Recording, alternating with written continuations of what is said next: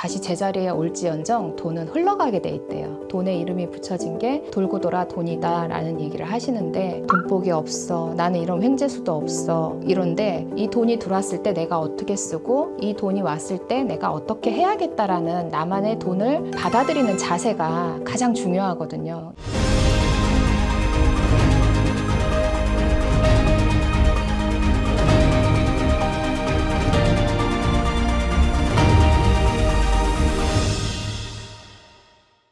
안녕하세요. 인생의 초록불을 켜는 곳 디렉터 바움제 희훈입니다. 반갑습니다. 네. 제가 오늘은 갑작스러운 횡재에 대해서 알아보려고 합니다. 네네. 듣기만 해도 너무 기분이 좋은데요. 설레요.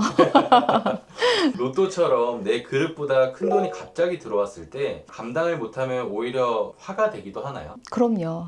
왜냐면 원래 없었는데 갑자기 큰 돈이 들어왔어요. 그러면 두 사람이 있어. 한 사람은 이걸 분배를 해서 이건 이쪽에다 쓰고 저쪽에다 써야지 되고 이걸 알아. 그리고 한 사람은 주체 없이 그냥 개념 없이 그동안에 못했던 거 한풀이 하듯이 가서 돈을 막 써대요. 근데 그 돈은 언젠가 쓰면은 고갈되게 돼 있잖아요. 그리고 원래 없었는데 횡재로 내가 어디서 땅 보상받아서 50억 들어왔어. 또 로또 맞아서 50억 들어왔어. 근데 그 50억을 쓸 줄을 모르는 거야. 그러다 보니까 그냥 아무렇게 흥청망청 쓰다 보니까 50억이 없어졌어요. 없어지면 거기서 멈춰야 되는데 계속 또 있다라고 생각하면서 계속 소비를 해요. 그러신 분들은 없는 이만 못한 거죠. 이미 돈 맛은 봤겠다. 또 멈출 수는 없겠다. 또 이렇게 하면 되겠지라는 뭔가 이 착각 속에서 이제 빠지게 되는 거죠. 그게 이제 병이 되고 화를 부르는 행위가 되기 시작하는 거죠. 선생님은 정말 많은 사람들이 상담을 해주시잖아요. 네네. 이런 분들의 유형을 보셨을까요?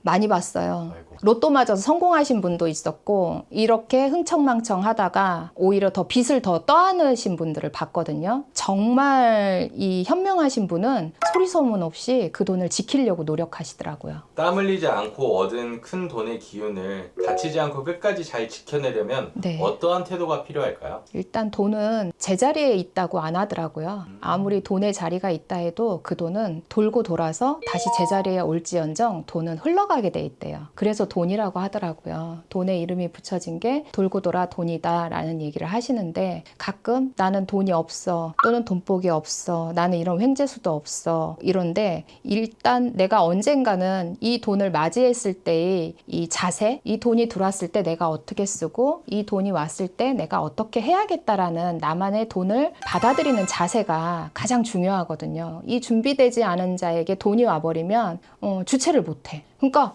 돈이 왔는데도 어떻게 해야지, 이걸 어디다 써야 되지, 이러다가 그냥 시간을 보내다가 그 돈이 어딘가로 흘러져 나가거나 누군가에 의해서 빠져나가는 경우도 봤고, 또 이 돈이 들어오면 내가 이렇게 계획을 세워서 이건 여기에다 투자를 해서 이건 이렇게 하고 하는 투자의 개념을 갖고 계신 분들은 돈에 대한 자세부터가 일단 틀리시거든요. 이 자세가, 이런 태도가 갖춰지지 않으면 아무리 큰 돈이 들어오고 큰 돈이 와도 내가 그 그릇이 받쳐주지 않으면 쓸 수가 없는 거죠. 그래서 항상 돈을 대하는 태도가 저는 중요하다고 생각해요. 없지만 있는 사람처럼 내가 그렇다고 해서 있는 것처럼 쓰라가 아니야. 있는 사람들의 돈을 관리하는 그 마인드를 내가 좀 배워서 행해야 되지 않을까, 저는 그렇게 생각해요. 횡재 수가 왔을 때요, 주변에 베풀고 나누는 것이 어떻게 내 돈의 그릇을 좀 키우는 영적 방어가 되는 건가요? 영적 방어라고 하기보다는 이렇게 가끔 오셔가지고 저 재물복 있나요? 저 로또 돼요 안 돼요? 라고 물어봐요.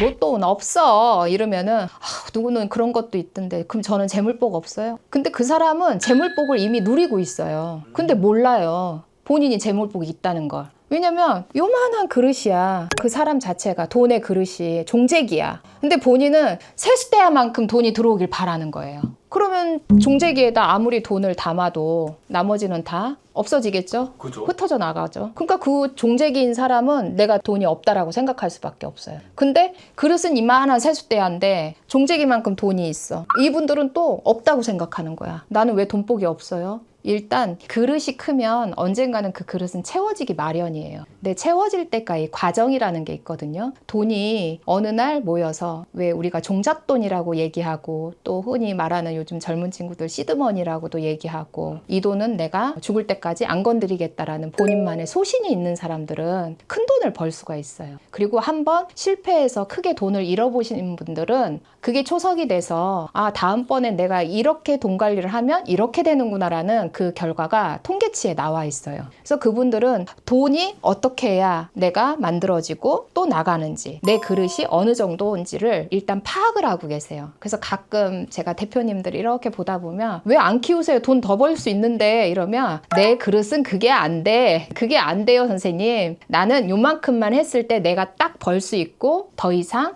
무리하면 안 된다. 욕심부리면 안 된다는 거를 스스로가 다 파악하고 계신 거죠. 그러다 보니까 돈이 이렇게 왔을 때 내가 이 돈을 가지고 베푸시는 분이 있고 또 나 혼자 먹고 이 주머니에다 딱 넣고 가지고 계신 분들은 결국에는 내가 안 쓰더라도 누군가에 의해서 나갈 구멍은 나가게 돼 있어요. 그러니까 내 그릇을 일단 파악하시고 내 그릇대로 큰 그릇은 큰 그릇답게 행동하시고 작은 그릇은 넘쳐다 보면 언젠가는 거기에 담아지는 것들이 있거든요. 필요 없이 넘치게 만들 필요는 없다고 저는 생각을 해요. 그래서 자기만의 그릇의 사이즈를 스스로가 파악하는 게 더 중요하지 않을까 생각해요. 선생님 그러면 그릇을 키우는 방법이나 아니면 내 그릇이 어느 정도 그릇인지 알 수 있는 방법이 있을까요? 있어요. 왜 가끔 보면은 포인트에 연연하고 100원짜리에 막 연연하는 분들 계시면 왜 저래 이러잖아요. 사실 가랑비에 옷 젖는다고 이게 뭐든 작은 거에서부터 시작이 되거든요. 근데 그 그릇을 키우는 건 사실 쉽지 않아요. 내가 쉽게 큰 돈을 잃어봐야지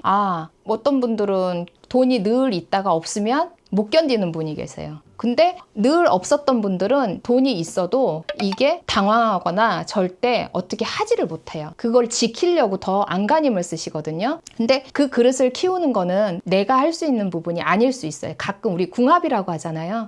내 부모님은 재물복이 많은데 내 자식이 재물운이 없는 경우가 있어요. 그러면 부모가 자식한테 그 없는 복을 채워주는 거야. 그러면 이 자식은 원래 재물복이 없었는데 부모님 덕분에 그 재물을 누리고 사는 거거든요. 그럼 본인이 그릇이 너무 종잭인데 큰 대야인 부모님을 만났기 때문에 나도 같이 거기에 담궈져 있다는 거를 인지를 해야 되는데 가끔 못 하시는 분들이 계세요. 그리고 와이프는 엄청난 큰 그릇에 재물을 갖고 계신 그릇을 갖고 계신데 남편분은 종잭이야. 그래서 와이프 말을 잘 들으면 큰 돈을 만질 수 있는데 그 종잭이가 고집이 또 있어. 그럼 말을 안 들으면 이거는 있으나 마나. 그러니까 내가 안 좋을 때는 다른 누군가의 그릇이 더 사이즈가 큰 그릇이 식구 중에 누구는 반드시 있기 마련이거든요. 그게 어머니가 될 수도 있고 아버지가 될 수도 있고 또는 자식에 의해서 될 수도 있고 이 그릇을 키우는 거를 본인들 스스로가 알려면은 일단 내 스스로 용감해져야지 돼요. 그리고 용감함과 동시에 내가 어디까지 이 돈을 갖고 인내해서 견디면서 모을 수 있는지 본인들이 목표치를 세워보는 것도 일단 중요하다고 저는 생각을 해요. 끝으로 모든 분들이 부자 되길 바라잖아요. 네. 무당 선생님으로서요. 네.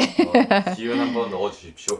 돈은 사람마다 다루는 방식이 다르기 때문에 그 방식에 의해서 돈이 모아지기도 하고 또 흩어지기도 한다고 저는 그렇게 생각해요. 가끔 저희도 이런 신령님들이 불려주신 그런 금전이 어느 날 내가 예기치 못한 일로다가 나갈 수도 있고 또 어느 날은 예기치도 않았는데 갑자기 큰 돈이 와서 저에게 감사함을 이런 마음을 들게 하는 경우가 있거든요. 내가 어떤 마음으로 금전, 돈을 다루냐에 따라서 그릇의 크기도 정해지고 그 복도 정해진다고 저는 생각하고 있거든요. 그간에 내가 돈복이 없어서 돈을 다룰 시간이 없었다고 하시면 앞으로는 그럴 시간이 만들어질 거니까 너무 좌절하지 마시고 나는 돈복 없어라는 그 마인드보다는 나에게 찾아올 내 돈을 위해서 어떻게 내가 돈을 다룰 것인지에 대한 목표를 세워보는 것도 중요하다고 저는 생각해요.